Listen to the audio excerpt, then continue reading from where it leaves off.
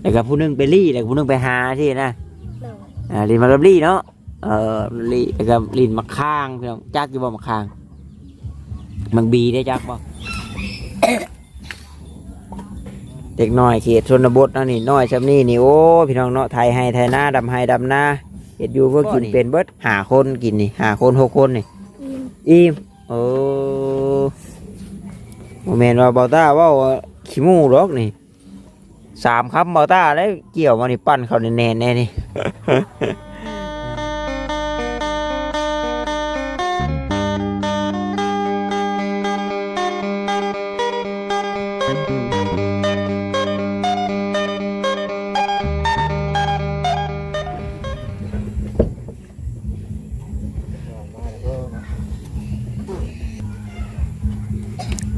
น้องเพิ่นก็กำลังนึ่งข้าวนึ่งน้ำพี่น้องเนาะตอนนี้ก็4 โมงแรงทางนั้นก็โอ้จังได้เฮ้ยคือเป็นไก่ฟูกนั่งจับแล้วคั่วปุกโบดอยู่บ้านเนาะ เอาจังได้โทรหาเพิ่นติดอยู่บ่แซนเนาะเอาสบายดีเด้อเนาะโดยติดอยู่บ่โทรหาในบ้านเพิ่น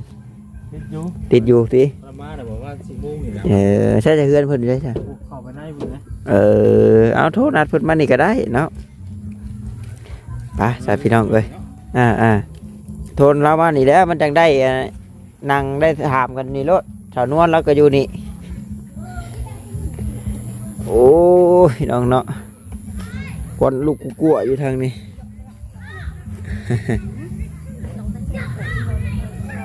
สาวนวลอยู่ทางใดละบาทนี่เนาะ เอาพี่น้องเอ้ยจังใดทางบาต้าเองก็ขอกราบทักทายสบายดีกับพ่อแม่พี่น้อง FC กันเบิดสุขสุขคนพี่น้องเอ้ยบ่อยู่ทางฝั่งลาวฝั่งไทยหรือว่าทางต่างประเทศนำเด้อพี่น้องเด้อ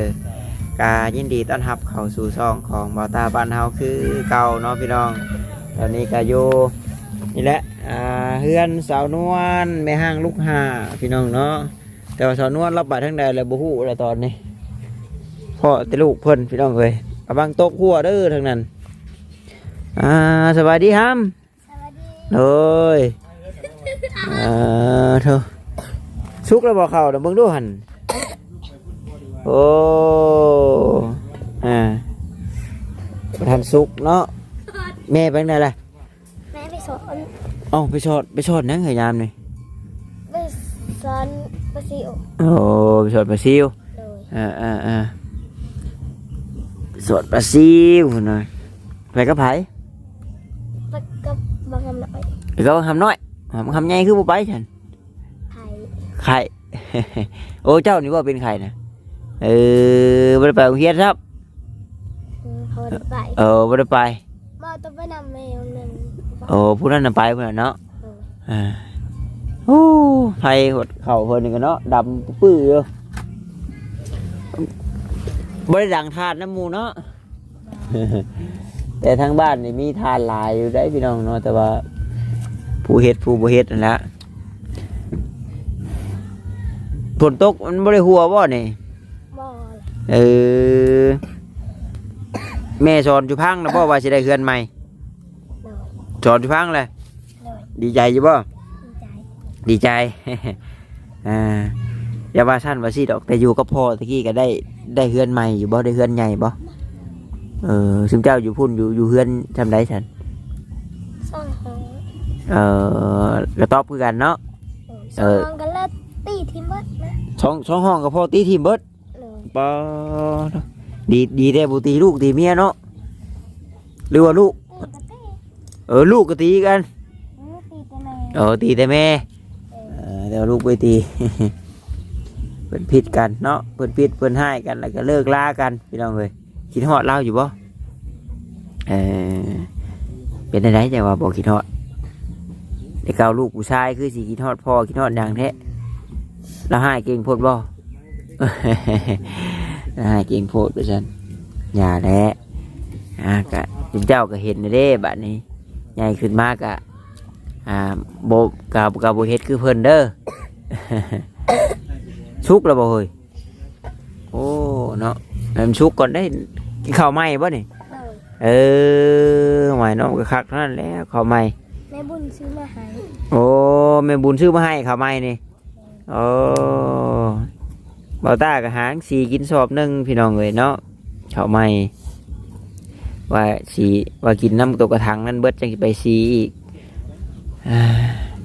ปางพริกห่าวเฮากับป้าตากฝนสิเลยโมเหนียวบ่โทบ่เฮ้ยบัดนี้ฮะเตียงนี่เด้ถ้าบ่แสนบ่ซื้อมาให้นี่ไผฮะ บ่นกบ่นง เลย โอ้บ่นงซื้อมาให้ นี่เราบ่แสนซื้อมาให้เพิ่นมาขายหยังแค่เนาะ มาเลาะซื้อทานบ่เดี๋ยวเรามาเลาะซื้อทานโอ้เนาะแล้วว่าเราได้เฮือนใหม่เฮือนงามไว้ก็โอเคละพี่น้องเอ้ยนี่ก็อยู่ซนนี่ไปก่อนกระทมกระตูบนี่ก่อนมาอยู่นี่หวยได้ฮอด2 เดือนได้เนาะครับเนาะฮอดบ่ฮอดได้เปล่าวะว่าตากบ่ได้ขึ้นมาทางนี้ก็โดนเติมแล้วพี่น้องเอ้ยใกล้สิฮอดยามหนาวแห้งเลยได้ถึงเสื้อกันยุ่งกันยาวก็ยังบ่มีจักคนมีชงจักโตเจ้ามีเสื้อจักโต มีปนง ฮะ มีปนง มีพ่อน้องแต่ว่าบ่มีเสื้อกันยาวหนาวเนาะ ระวังตกหัวเด้อทหารเด้อ ปาโถเนาะ อันนี้แหละพี่น้องเนาะน้องๆเขตชนบทลินมักบียู่ติดรถลินมักข้างแล้วก็ลินมักรับลี่ลินมักมาว่อเนาะเอิ้นคือกันใช่ปะว่อคือกันปะมักมาว่อทั้งนี้เอิ้นนั่นใดแบบไล่กันนะแบบลินมักไล่กันนะเอิ้นมักไล่กันปะแล้วก็ผู้นึงไปลี่แล้วผู้นึงไปหาที่นะ เลย ลินมักรับลี่เนาะลี่แล้วก็ลินมักข้างพี่น้องจักอยู่บ่มักข้างมักบีได้จักบ่ จัก มาคางมาจากมันดีจากพี่น้องเนาะอย่างอีติ้วแหละพี่น้องเลยสอดใช่ไหมก็เอาเกือบดึกผู้ใดดึกมันลูกผู้ใดดึกแม่นได้ยังจะกินแมลง บ่ได้ยัง ยังไม่ได้โย เลย ไม่ได้หาคุดจิโร่บ่ ไฟเช้านี้ที่เป็นไข่ก็มา ไปอยู่แต่สิเป็นไข่เลยก็มา บัดเฮ็ดบดก็ได้กับบหลายเนาะเฮ็ดแม่เจ้าเอาฝากเอาต้อนนะทางบ่าวเสียนอยู่มื้อเช้านี้เราว่าก็พอได้กินอยู่เราว่ามันออกได้จักมือเลยบดนี่ เอาเมื่อวานนี้ซื้อ หางแล้วออกดำมือ2 มือนี่เนาะ เลย ว่าแต่เก่านี่เท่าเมน้ำหน้าได้พี่น้องเนาะอันนี้ยังบ่เห็นเพิ่นไปหามันออกแล้วบ่ทางนั้นนี่แหละฝนตกห้ามคอนเฮ็ดบดแหละเนาะ เลย ห้ามเข่าพร้อมแล้วบ่ได้ว่าแต่ห้ามคอนเฮ็ดบดแล้วพอดีว่ามาถ่าทางในบ้านเพิ่นพี่น้องเอ้ยก็สิเว้าเรื่องบ้านเรื่องเฮือนเจ้าหั่นละว่าได้ยินเบาแสนว่าทางพอในบ้านเพิ่นที่เป็นคนเฮ็ดเองว่าซั่นเนาะเพิ่นที่เป็นสร้างเฮ็ดเองเอาก็ถ้า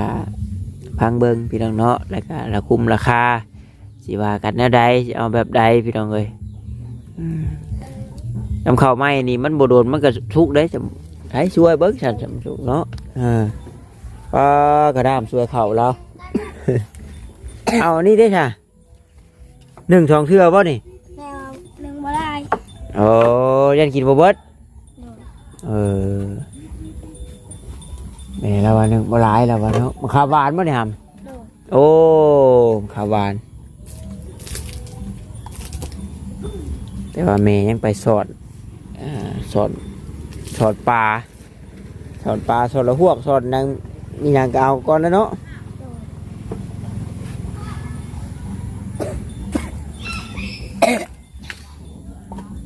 เด็กน้อยเขตชนบทนั่นนี่น้อยจำนี่นี่โอ้พี่น้องเนาะไทยให้ไทยหน้าดำให้ดำหน้าเห็ดอยู่เพื่อกินเป็นเบิดแต่ว่าอยู่ทางในเมืองนี่มันก็บ่เป็นทุกคนดอกเนาะพี่น้องเนาะแต่ว่าการดำรงชีวิตนี่สิง่ายกว่าเขตชนบทเฮาเขตชนบทเฮานี่บ่ตาว่าเก่งเฮ็ดอยู่เฮ็ดกินเองเป็นนู่นนี่นั่นเนาะเด็กน้อยในเมืองบางคนนี่ซ้ำนี้ยังบ่เป็นได้พี่น้องเอ้ย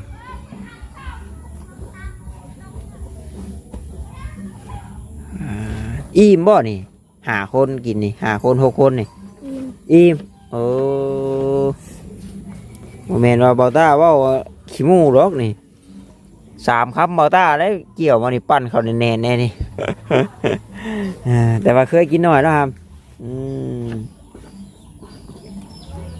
เคยกินแบบนี้แล้วก็อิ่มแต่ว่าบ่ฮู้ว่าแม่สิสอนได้หรือบ่ได้เนาะเนี่ยกินก็ยังอยู่นำแม่ไปหานะ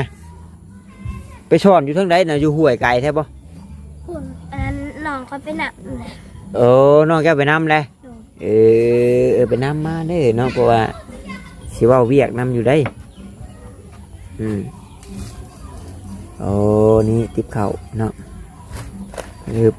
เพราะว่าเข่ายังอยู่เนาะเข่าเพิ่นยังอยู่เพิ่นก็เลย1บ่หลายพี่น้องเอ้ยมุกปลาซิวโอ้ยเข่าฮ้อนๆทิ่มคักแล้วนี่สัญญาณมันกระแดงกับมีถุงยางนะถุงยางทมไว้มีกระแดงมีไข่พร้อมต้มไข่นะพ่อป่ะฮะ ให้ตกมา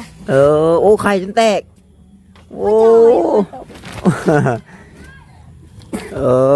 กระทำกระตุเพิ่นพี่น้องเนาะบ่ทาก็บ่ได้เคยส่องได้นี่นอนอยู่นี่ย่านลมกับภาคกับพ่อพูดเด้พี่น้องเลยนักเข่ากับพ่อพูดเข่ายังสอบหนึ่งแล้วกับจุกหนึ่งในเฮือนกันยังบ่เพราะหลายคนมาให้เนาะเป็นห้องอยู่ลมรวบลงนี่ปะโถบ่แห้งตกตุยลงนี่เนาะนี่น้ำกินมาหำแต่ตักมันใช้คือขุ่นตักมาแต่มันมาขุดน้ำทางขุดสีมันก็เลยจะออกเป็นอันนี้ได้ทางเขาขุดเอาเนาะมาจันไข่ได้แตกไปแล้วโอ้ยเนาะแตกไปแล้วไข่เพิ่น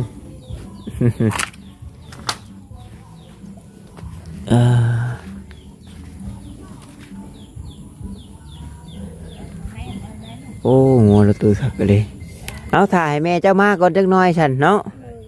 ถ่ายแม่เจ้ามาก่อนหรือว่าไก่แท้บ่หนองนะบ่ไก่บันไดเนาะจักหน่อยแล้วก็มาชนตำหวยประตู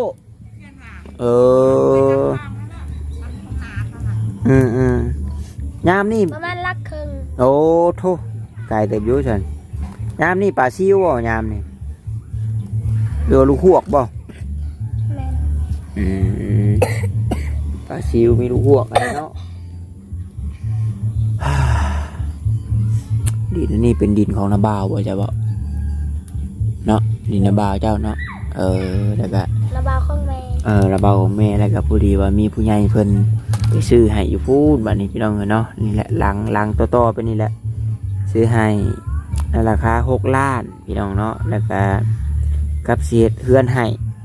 จากที่บอต้าจำบพิษนี่คือว่าแม่เพชรประชันเนาะแม่เพชรนี่แหละเพิ่นสิเป็นคนเฮ็ดให้พี่น้องเว้ยก็ดีมุกดีใจนำเนาะก็ขอบมุกขอบใจทั้งแม่เพิ่นบุญคำบุญสู้เพิ่นพี่น้องเว้ยเพิ่นก็สดซอยช่วยเหลือคนทุกคนยากหลายเขตหลายครอบครัวเนาะแต่เจ้าอยู่พุ่นนั่นเจ้ากับเขาเฮียนบ่เจ้าชื่อยังเกาะจันชื่ออ้ายเท่าอ้ายเนาะแต่ว่าบ้านพ่อเจ้านี่ชนเผ่าเราเทิงคือกันบ่โมเมนแบบว่าเว้าแบบภาษากลางเลยแต่ว่าอยู่ทั้งนี้นี่แม่นแบบเว้าแบบอีกภาษาชนเผ่านึงเนาะนี่ถ้าพูดกับปักเล่าคือกันเล่นปากเล่ากันเพราะว่าเจ้าไปอยู่พุ่นแต่น้อยแหละเนาะแต่ว่าบัดทั้งนี้บัดทำเล็กน้อยทั้งนี้รีบัดเว้าแบบบ่อยากเข้าใจปานใดภาษาคือจังว่าคือไผ่นี่กับเพิ่นเนี่ยก็อุ้ยบ่อุ้ยเนาะพื้นน่ะอร่วงบ่แม่นก็พื้นน่ะมันยังก็ฮะน้องเพิ่นยังบ่จักแต่ไผ่นี่เจ้าก็อุ้ยเนาะอุ้ยไผ่อร่วงนะหัวขันไดเนาะเบิ่งโดนพื้นนี่มันยังว่าพี่น้องเนาะ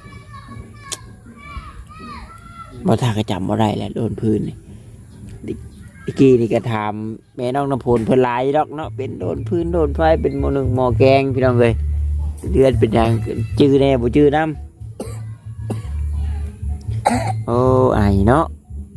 บ่มียากินบ่ฮะนี่ก็บ่ได้สร้างซื้อติดรถติดรางแล้วพี่น้องเนาะบ่มีคือบ่มียากินไอหอกแหกหัวลมออกเป็นหวัดเป็นไข้เป็นหนาว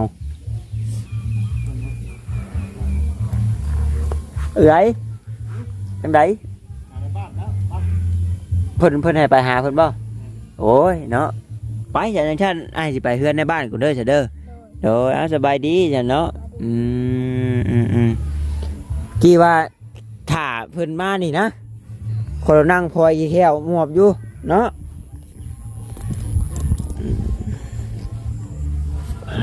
เนาะโอ้สบายดีเด้อพ่อเด้อก็ปลุกปีนี้แหละเพื่อนหลังไงขนาดเนาะปลาตุ่มยังฉันนั่นตุ่มนกขุมบ่หันตุ้มละโอ้ตุ่มนกขุม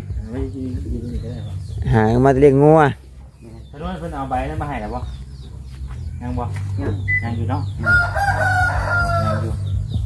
เพิ่นสิมาถามนี่นะเพราะเรื่องมีแบบเพื่อนนี่แหละ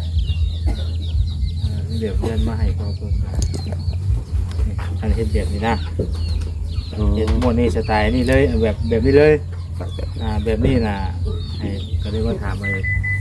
เป็นราคามันก็ยังบ่จักว่าจักเม็ดนะครับบ่ฮู้ว่าจักเม็ดนะจัก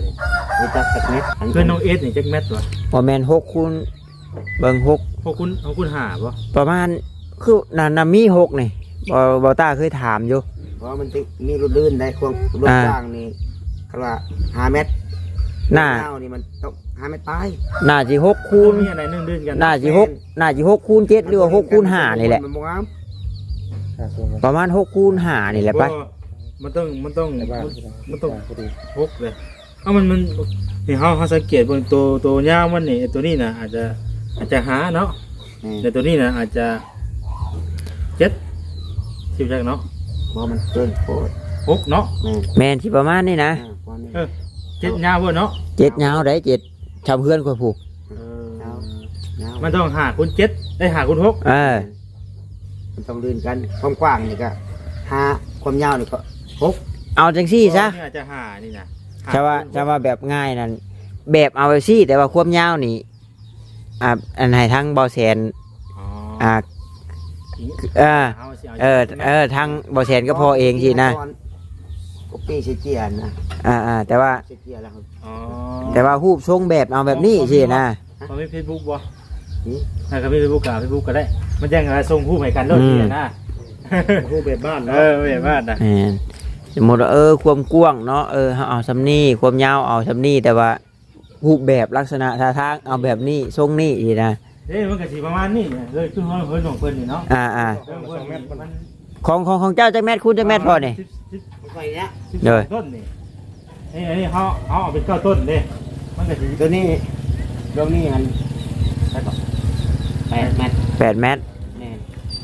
ตัวแล้วเนาะมันนี่ดังไงนี่โอ้โทษปลาคอไงปลาคอไงมาเป็นขายของกินสดนั่นน่ะเนาะมีของสดบอเชนเรียกได้ว่าปลาคอไงไปต้มพันแต่แล้ววันนี้มีเห็ดบดวันนี้บดแล้ววันนี้บดเห็ดชื่อจิโร่โดยขอบใจละลายเด้อโดยตัวจริงมีรอเนาะตัวจริงเนาะขอบใจติดตามอยู่ว่ะขอบใจก็ได้ว่าโอกาสหน้าเดี๋ยวสิซอยพอดีซื้อเฮ็ดแล้ววันนี้เฮ็ดบดเพิ่นแหละขอบใจให้ขายเพิ่นไว้เด้อ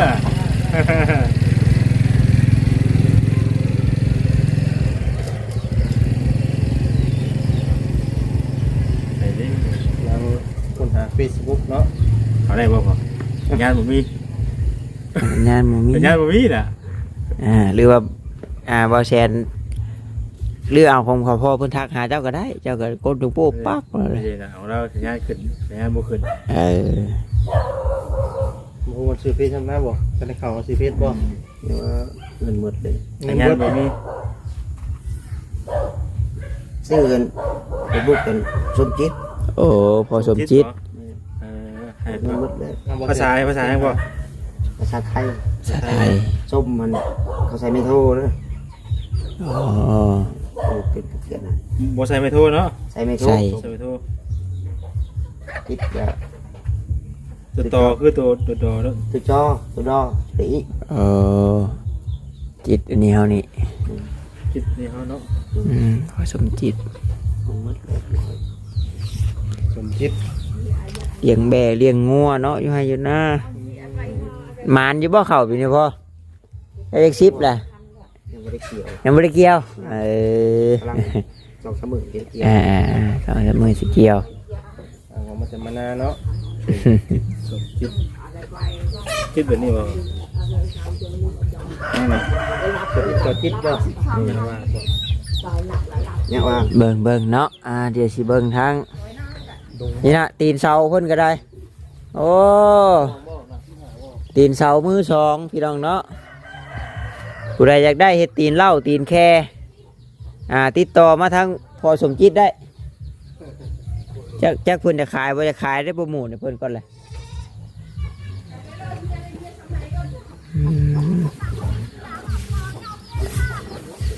แม่ เอาพี่น้องเนาะเวลานาทีของบอต้ามันยาวมันยืดเลยได้พี่น้องเนาะเพราะว่าต่อกันมันเนือดมาแต่เพื่อนสาวนวลละพุ่นพี่น้องเนาะก็ให้ทางเขาบอแสนบอสลีเพิ่นโอเพิ่นลมกับทางตะพอเพิ่นเนาะเรื่องนี่แหละเฮ็ดเรือนเฮ็ดซานให้สาวนวลค่าซุ่มค่าทางเท่าใดพี่น้องเอ้ยแบบใดเนาะถ้าเรารุ่นเราชมเบิ่งน้ำกันพี่น้องเนาะว่าผลตรวจจะออกมาจากล้านจากหมื่นจากแสนพี่น้องเอ้ยเอาสำหรับคลิปนี้ก็ขอให้อยู่ดีมีแห้งบัดสักครู่ทุกคนเด้อพี่น้องเด้อขอกล่าวคำว่าสบายดีเด้อพี่น้องบ๊ายบาย